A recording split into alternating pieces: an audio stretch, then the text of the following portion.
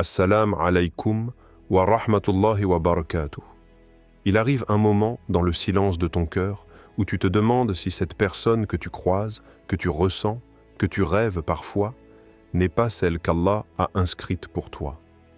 Pas seulement pour ce monde, mais pour un chemin d'adoration à deux. Il ne s'agit pas de simples émotions ou de hasard de la vie. Quand Allah veut unir deux âmes, il ne laisse jamais l'un des deux marcher à l'aveugle. Il envoie des signes clairs, discrets ou puissants, pour que ton cœur reconnaisse ce que ton esprit ne comprend pas encore.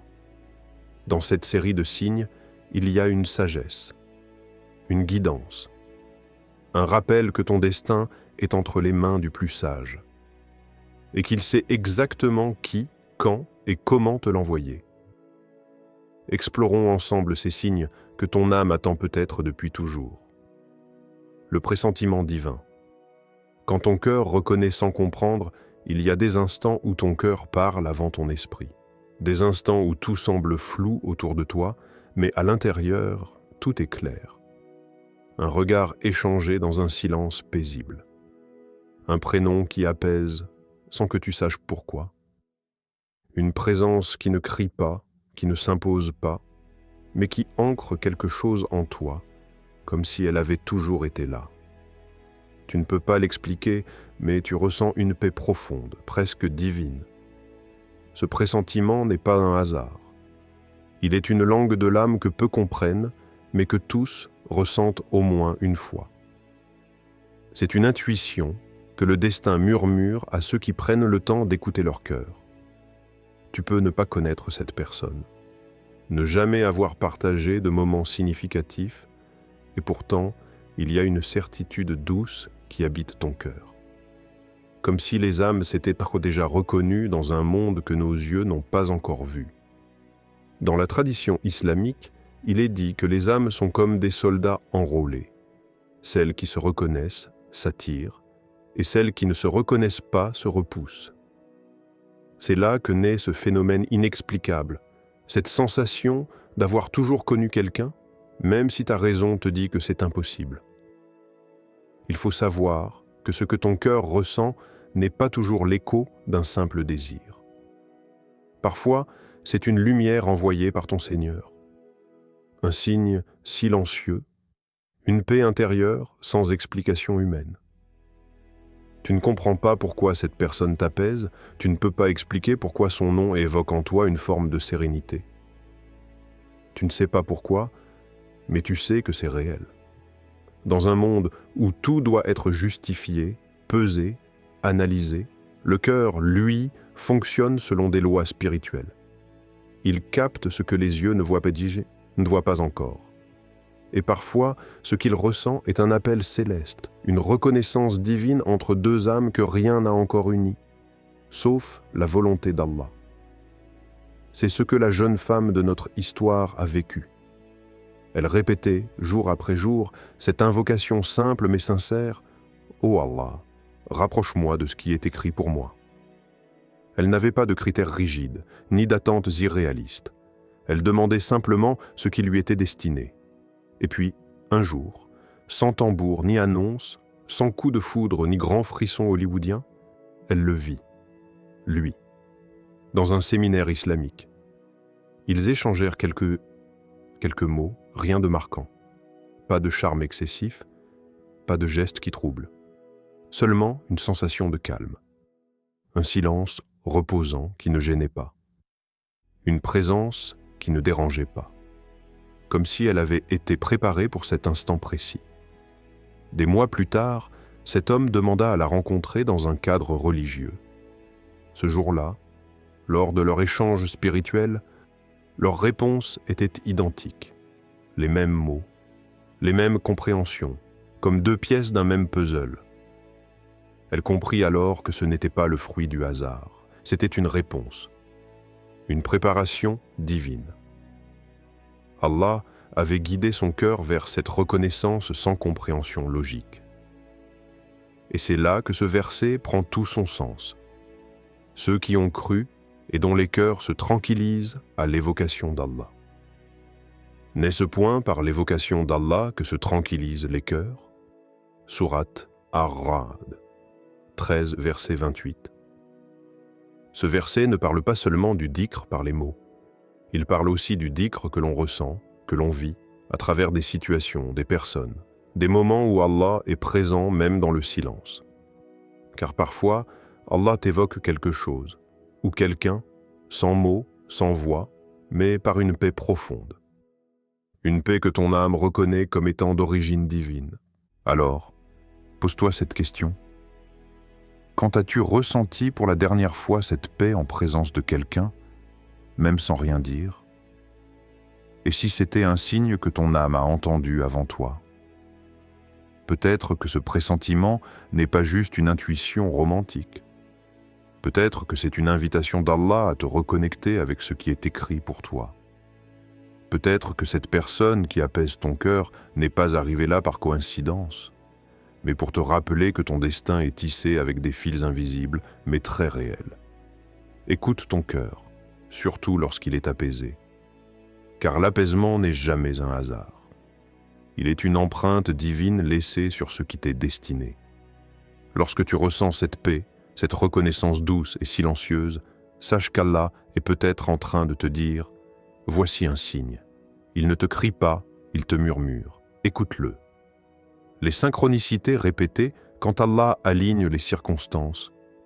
Il y a des instants dans la vie où l'univers semble t'envoyer des clins d'œil insistants, des détails qui, pris seuls, paraissent anodins, mais qui, dans leur répétition, éveillent une profonde certitude. Tu penses à cette personne et son prénom résonne dans un podcast. Tu veux avancer et voilà qu'un message d'elle te parvient. Tu changes de lieu et pourtant les signes te suivent comme s'ils t'appelaient doucement à prêter attention. Ce ne sont pas de simples coïncidences. Il s'agit parfois de langage divin, de rappels silencieux envoyés par celui qui voit ce que ton cœur peine encore à admettre.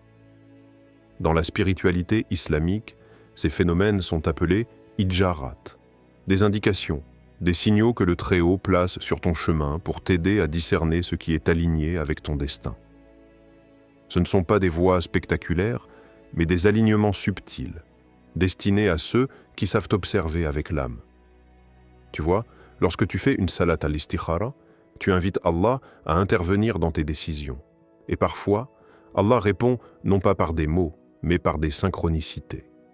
Ces signes ne forcent pas. Ils ne te poussent pas. Ils t'accompagnent.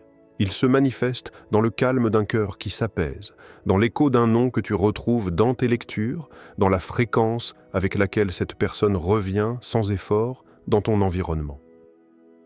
Il est dit dans le Coran « Et il vous a donné de tout ce que vous lui avez demandé. Et si vous comptiez les bienfaits d'Allah, vous ne sauriez les dénombrer. » Sourate Ibrahim, 14h34. Ce verset ne parle pas uniquement des bienfaits matériels. Il parle aussi des signes, des guidances invisibles, des grâces qui se glissent dans les détails les plus ordinaires, une pensée persistante, une parole entendue au bon moment, une rencontre répétée sans planification. Ces synchronicités sont des cadeaux divins enveloppés dans le tissu de ton quotidien. Laisse-moi te raconter une histoire. Un homme sincère, pieux, priait régulièrement salat al-istikhara. Il voulait se marier, mais il avait confié cette affaire entièrement à Allah. Chaque nuit, il répétait cette invocation, puis il attendait. Il rêva à plusieurs reprises d'une femme, mais elle n'avait pas de visage. Juste une silhouette sereine, une paix palpable. Le rêve revenait encore et encore. Il ne comprenait pas, mais il notait. Quelques semaines plus tard, il assista à un cours de tafsir dans une mosquée. En entrant, il vit une femme au loin, voilée, assise en silence. Il sentit une forme de paix familière. Il ne lui parla pas. Il ne savait même pas si c'était raisonnable de faire le lien. Alors il laissa faire Allah. 3 semaines plus tard, sa sœur reçut un message. C'était cette femme, ou plutôt ses proches, qui avaient pris contact, sérieusement, dans les règles. Aucun contact préalable, aucun plan humain, juste des chemins tracés. Il comprit alors que les rêves, le silence, la paix intérieure n'étaient pas vains. C'étaient des balises que son Seigneur avait posées pour lui. Et toi, combien de fois as-tu ignoré un signe, pensant que c'était trop beau, trop étrange, trop coïncidence? As-tu déjà fermé les yeux sur une répétition qui pourtant t'appelait avec douceur? As-tu déjà repoussé un nom qui revenait encore et encore, comme s'il voulait te dire « Je ne suis pas ici par hasard ». Allah est Al-Latif, le subtil. Il ne t'impose pas, il te suggère. Il ne crie pas, il souffle. Ses signes sont comme la rosée du matin, discret, léger, mais nécessaire. Il réveille petit à petit ceux qui ont l'humilité de prêter attention. Ne crois pas que le destin frappe toujours avec grandeur. Parfois, il frappe par la répétition du discret, par le retour d'un visage, par la stabilité d'une pensée qui refuse de s'effacer, par l'évidence tranquille d'une présence qui revient, non pas parce que tu la cherches, mais parce qu'elle te cherche aussi, par la permission d'Allah. Souviens-toi, le hasard n'existe pas pour celui qui croit. Et lorsque les signes reviennent, ce n'est pas pour troubler ton cœur. C'est pour éclairer ton discernement. Alors, la prochaine fois que tu ressens cette étrange insistance du destin, ne détourne pas le regard. Peut-être qu'Allah est en train de t'enseigner une chose. Quand je veux t'ouvrir une porte, je commence par te montrer les clés, encore et encore, jusqu'à ce que tu les remarques. Les blocages divins. Quand ce n'est pas encore le moment, il est des histoires qui naissent avec évidence, mais qui n'avancent pas. Des connexions profondes, sincères, presque divines, mais que la vie semble toujours repousser. Comme si les vents du destin soufflaient dans le sens inverse de ton élan. Et tu ne comprends pas pourquoi. Pourquoi quelque chose d'aussi pur, d'aussi beau, d'aussi aligné dans le cœur ne trouve pas son chemin dans le réel. Mais peut-être que ce n'est pas un rejet, peut-être que c'est une protection céleste, peut-être que ce n'est pas une fin, mais une mise en pause, peut-être que ton âme est prête, mais que ton destin, lui, t'appelle à attendre encore un peu. Il arrive qu'Allah sépare pour unir mieux, qu'il ferme une porte maintenant pour que tu entres plus tard dans un palais que ton cœur seul ne saurait imaginer. Et c'est là que naît la douleur sacrée, celle d'aimer sans pouvoir s'unir, celle d'espérer sans voir. Mais cette douleur, elle aussi, fait partie du plan. Il est écrit dans le Coran: il se peut que vous ayez de l'aversion pour une chose alors qu'elle est un bien pour vous, et qu'il se peut que vous aimiez une chose alors qu'elle est un mal pour vous. Allah sait, tandis que vous ne savez pas. Sourate Al-Baqarah 2:216. Ce verset est un baume pour ceux qui souffrent d'un amour suspendu. Il rappelle que la sagesse divine dépasse nos élans émotionnels, que ce que tu désires ardemment peut ne pas te convenir, pas encore, pas maintenant, parce qu'un amour, pour être sacré, doit d'abord être mûr. Et parfois, ce que tu aimes n'est pas encore prêt à te recevoir. Et parfois, ce que tu veux te demande d'évoluer avant de l'accueillir. Allah ne prive jamais sans raison. Il retarde pour purifier, éloigne pour élever, sépare pour reconstruire. Alors pose-toi cette question. Peux-tu faire confiance à Allah au point de lâcher prise, même sur quelque chose que tu crois être la meilleure chose pour toi? Peux-tu t'incliner devant son plan, même lorsque ton cœur pleure? Peux-tu croire que le silence est une réponse, que l'attente est un langage d'amour divin? Écoute cette histoire. Une femme pieuse, dévouée, avançait sur le chemin de la foi avec sérieux. Elle avait rencontré un homme. Rien d'illégal, rien d'interdit, juste des échanges dans les cadres autorisés, une entente belle, respectueuse, profonde. Elle priait, il priait. Elle consultait Allah, il en faisait autant. Et pourtant, il s'éloigna. Elle ne comprit pas. Elle ne chercha pas à forcer. Elle pleura, elle pria, puis elle lâcha. Elle remit l'affaire à Allah de tout son cœur. 3 années passèrent. Elle le retrouva. Mais ce n'était plus le même homme. Il avait changé. Mieux, il s'était ancré. Il lui dit, avec des larmes dans les yeux, « Je t'ai aimé, mais je savais que je ne méritais pas encore une femme comme toi. Alors j'ai demandé à Allah de me transformer pour pouvoir revenir. Parfois, celui que tu veux n'est pas encore prêt à te porter, ou c'est toi qui ne l'es pas. Et Allah, dans sa miséricorde, bloque l'union, non pas pour te punir, mais pour vous préparer. Ne confonds jamais un délai divin avec un refus. Ne confonds jamais une pause avec une perte. Ce que tu ressens peut être vrai, mais ce n'est pas toujours pour aujourd'hui. Et ce n'est pas grave. Les âmes faites l'une pour l'autre ne se perdent pas. Elles prennent des chemins différents, parfois. Elles grandissent séparément. Mais elles reviennent, si c'est écrit. Et si ce n'est pas le cas, sache que Allah t'orientera vers un destin encore plus doux, encore plus ajusté à ton cœur purifié. L'attente, lorsqu'elle est remplie de foi, n'est pas une perte de temps. C'est une école, un test, une purification. C'est la preuve que tu choisis la volonté d'Allah, même quand elle ne correspond pas à la tienne. Alors fais de ton attente une invocation vivante. Fais de ton éloignement une offrande à ton Seigneur et dis en silence « Ô Allah, si ce n'est pas le bon moment, ne me brise pas, prépare-moi et prépare-le. Et que ce soit toi qui nous unisses, le jour où nos cœurs seront dignes de te plaire ensemble. Le miroir de ton évolution. Quand ton âme s'élève, l'autre apparaît. Il y a des rencontres qui n'arrivent que quand tu es prêt. Et parfois, tu passes ta vie à chercher quelqu'un, alors qu'Allah attend que tu deviennes cette personne. Ton époux ou ton épouse spirituelle, ce n'est pas un fruit que tu cueilles au détour d'un sentier. C'est un reflet de ce que tu es devenu intérieurement. Tant que tu ne t'élèves pas, ce miroir reste flou, caché, invisible. C'est pourquoi tant de relations échouent, parce que les âmes ne sont pas au même niveau, pas encore harmonisées dans leur élévation. Tu veux la paix? Alors sois en paix. Tu veux une âme qui te guide vers Allah? Alors marche vers lui. Tu veux une fidélité profonde? Sois fidèle à ton essence. Le mariage spirituel n'est pas une récompense pour ton bonheur personnel. C'est un aboutissement, une responsabilité, un témoignage que tu es prêt à aimer pour Allah, pas juste pour toi. Et le Coran, d'une clarté bouleversante, nous le rappelle dans ce passage.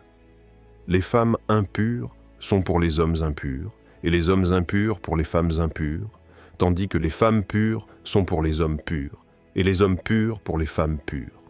Sourate An-Nour 24-26. Ce verset n'est pas une condamnation, mais une clé. Il t'invite à purifier ton cœur, à guérir ton passé, à t'élever dans ta foi. Parce que l'âme que tu cherches ne peut te voir tant que tu es voilé, udjio, par tes blessures, tes doutes ou tes attachements. La vérité, c'est que les retrouvailles spirituelles ne sont jamais dues au hasard. Elles se préparent dans l'invisible, et parfois, ce n'est pas ton destin qui tarde. C'est toi qui dois encore avancer. Pose-toi cette question. Es-tu réellement en train de chercher ton époux, spirituel, ou es-tu en train de devenir celui ou celle que cette âme attend depuis toujours? Parce que c'est cela le secret, devenir ce que l'autre appelle dans ses invocations les plus sincères. L'histoire qui suit en est le parfait reflet. Un homme errait depuis 5 années dans un brouillard existentiel. Il avait tout tenté, le travail, les distractions, les expériences, mais rien ne remplissait son cœur. Il priait parfois, mais sans constance. Il se souvenait d'Allah dans les tempêtes. Jusqu'au jour où, à bout de souffle, il se leva une nuit. Il fit ses ablutions, posa son front sur le tapis de prière et craqua. Il avoua tout. Il demanda pardon. Il fit taouba avec un cœur brisé mais sincère. Ce soir-là, il changea.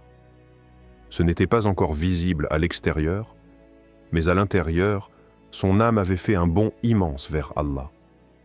Il ne le savait pas encore. Mais à ce moment précis, une femme à l'autre bout de la ville faisait exactement la même chose, même nuit, même retour à Dieu.